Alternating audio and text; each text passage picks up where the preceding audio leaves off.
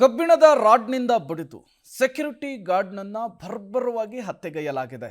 ಕಲಬುರಗಿಯಲ್ಲಿ ನಡೆದಂತಹ ಘಟನೆ ಇದು. ಕಲಬುರಗಿ ನಗರದ ರಾಮ ಮಂದಿರದ ಬಳಿ ಈ ಮರ್ಡರ್ ಆಗಿರುವಂಥದ್ದು. ರವಿಚಂದ್ರ ಖೇಡ್ 45 ವರ್ಷದ ವ್ಯಕ್ತಿ ಸೆಕ್ಯೂರಿಟಿ ಗಾರ್ಡ್ ಆಗಿ ಕೆಲಸ ನಿರ್ವಹಿಸ್ತಾ ಇದ್ರು. ಈ ವ್ಯಕ್ತಿಯನ್ನ ಹತ್ಯೆಗೈಯಲಾಗಿದೆ. ಇಂಡಿಯನ್ ಆಯಿಲ್ ಬಂಕ್ನಲ್ಲಿ ಸೆಕ್ಯೂರಿಟಿ ಗಾರ್ಡ್ ಆಗಿ ಕೆಲಸವನ್ನು ನಿರ್ವಹಿಸ್ತಾ ಇದ್ರು ರವಿಚಂದ್ರ ಖೇಡ್. ತಲೆಗೆ ಹೊಡೆದು ಸೆಕ್ಯೂರಿಟಿ ಗಾರ್ಡ್ ಅನ್ನ ಭರ್ಬರವಾಗಿ ಹತ್ಯೆಗೈದಿರುವಂಥದ್ದು. ಈ ಹತ್ಯೆಗೆ ಕಾರಣ ಏನು ಅನ್ನೋದು ಗೊತ್ತಾಗಬೇಕಿದೆ. ಸ್ಥಳಕ್ಕೆ ಪೊಲೀಸರು ಭೇಟಿ ಕೊಟ್ಟಿದ್ದಾರೆ, ವಿಚಾರಣೆಯನ್ನು ಕೂಡ ನಡೆಸ್ತಾ ಇದ್ದಾರೆ. ಸಿಸಿ ಕ್ಯಾಮೆರಾಗಳನ್ನು ಕೂಡ ಪರಿಶೀಲಿಸುವಂತಹ ಕೆಲಸ ಆಗ್ತಾ ಇದೆ. ಮೃತ ಚಂದ್ರಶೇಖರ್ ಕುಟುಂಬಸ್ಥರ ಆಕ್ರಂದನವನ್ನು ಕೂಡ ಗಮನಿಸ್ತಾ ಇದ್ದೀರಿ. 4 ವರ್ಷಗಳ ಹಿಂದೆ BSF ನಿಂದ ನಿವೃತ್ತರಾಗಿದ್ರಂತೆ. ಪೆಟ್ರೋಲ್ ಬಂಕ್ನಲ್ಲಿ ಬಳಿಕ ಸೆಕ್ಯೂರಿಟಿ ಗಾರ್ಡ್ ಆಗಿ ಕೆಲಸ ಮಾಡ್ತಿದ್ರು. ಈಗ ಇದ್ದಕ್ಕಿದ್ದ ಹಾಗೆ ರಾಡ್ನಿಂದ ಹೊಡೆದು ಹತ್ಯೆಗೈದಿದ್ದಾರೆ ರವಿಚಂದ್ರ ಖೇಡ್ ಅವರನ್ನು.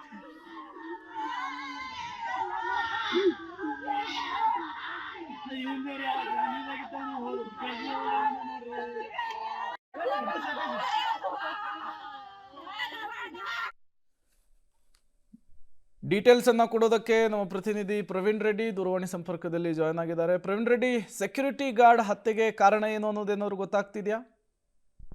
ಪ್ರೇಮ್, ಇಲ್ಲಿವರೆಗೂ ಕೂಡ ಸೆಕ್ಯೂರಿಟಿ ಗಾರ್ಡ್ ನ ಹತ್ಯೆ ಯಾಕಾಗಿದೆ ಎಂಬುದರ ಬಗ್ಗೆ ಪೊಲೀಸರಿಗೆ ಈಗ ಮಾಹಿತಿ ಕಲೆ ಹಾಕ್ತಾ ಇದ್ದಾರೆ. ಸದ್ಯ ಈ ಪ್ರಕರಣ ಸಂಬಂಧ ಸ್ಟೇಷನ್ ಬಜಾರ್ ಪೊಲೀಸ್ ಠಾಣೆಯಲ್ಲಿ ಪ್ರಕರಣ ದಾಖಲಿಸಿಕೊಂಡಿದ್ದು ಹಿರಿಯ ಪೊಲೀಸರು ಕೂಡ ಸ್ಥಳಕ್ಕೆ ಭೇಟಿ ಕೊಟ್ಟಿದ್ದಾರೆ. 4 ವರ್ಷದ ಹಿಂದೆ ಅಷ್ಟೇ BSF ನಿಂದ ನಿವೃತ್ತಿಯಾದ ಬಳಿಕ ಕಲಬುರಗಿಯ ಈ ಒಂದು ಕರ್ಣೇಶ್ವರ ನಗರ ಬಳಿ ಇರುವಂತಹ ಒಂದು ಖಾಸಗಿ ಪೆಟ್ರೋಲ್ ಬಂಕ್ ನಲ್ಲಿ ಇವರು ಸೆಕ್ಯೂರಿಟಿ ಆಗಿ ಕೆಲಸ ಮಾಡ್ತಾ ಇದ್ರು. ಆದ್ರೆ ನಿನ್ನೆ ರಾತ್ರಿ ಅವರ ತಲೆಗೆ ಕಲ್ಲು ಮತ್ತು ರಾಡ್ ಗಳಿಂದ ಏನಂದ್ರೆ ಹಲ್ಲೆ ಮಾಡಿ ಭೀಕರವಾಗಿ ಕೊಲೆ ಮಾಡಿದ್ದಾರೆ. ಸದ್ಯ ಪೊಲೀಸರು ಒಟ್ಟು 2 ಆಯಾಮಗಳಲ್ಲಿ ಈ ಒಂದು ಕೊಲೆ ಪ್ರಕರಣದ ಒಂದು ತನಿಖೆಯನ್ನು ನಡೆಸ್ತಾ ಇದ್ದಾರೆ. ಅಂದ್ರೆ ಇವರಿಗೆ ಯಾರ ಮೇಲಾದ್ರೂ ದ್ವೇಷ ಇತ್ತು ಅಥವಾ ಕೌಟುಂಬಿಕ ಕಲಹ ಹಿನ್ನೆಲೆ ಏನಾದ್ರೂ ಕೊಲೆ ಆಗಿದೆಯಾ ಅಂತ ಎಂಬುದ್ರ ಬಗ್ಗೆ ಒಂದು ಕಡೆ ಆದ್ರೆ, ಇನ್ನೊಂದು ಕಡೆ ಈಗ ಕೊಲೆ ಆಗಿರುವಂತಹ ಏನ್ ಸ್ಥಳ ಇದೆ ಆ ಒಂದು ಸ್ಥಳ ಕೂಡ ಈಗ ವಿವಾದಿತವಾದಂತಹ ಸ್ಥಳವಾಗಿದೆ. ಯಾಕಂದ್ರೆ ಅಲ್ಲಿ 2 ಕುಟುಂಬಗಳ ನಡುವೆ ಏನಂತಂದ್ರೆ ಒಂದು ಭೂಮಿಗಾಗಿ ಒಂದು ಏನಂದ್ರೆ ಕಲಹಗಳು ಏರ್ಪಟ್ಟಿತ್ತು. ಕಳೆದ 1 ವಾರದ ಹಿಂದಷ್ಟೇ ಅಲ್ಲಿರುವಂತಹ ಏನು ಮೃತಪಟ್ಟಂತಹ ವ್ಯಕ್ತಿಯ ಸ್ಥಳ ಇದೆ ಆ ಒಂದು ಸ್ಥಳದಲ್ಲಿರುವಂತಹ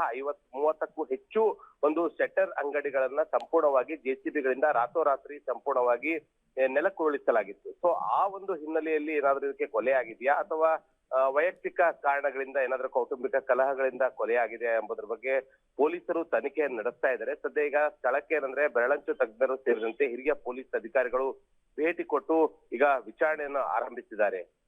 okay, thank you Praveen Reddy ತಮ್ಮೆಲ್ಲ ಮಾಹಿತಿಗಾಗಿ.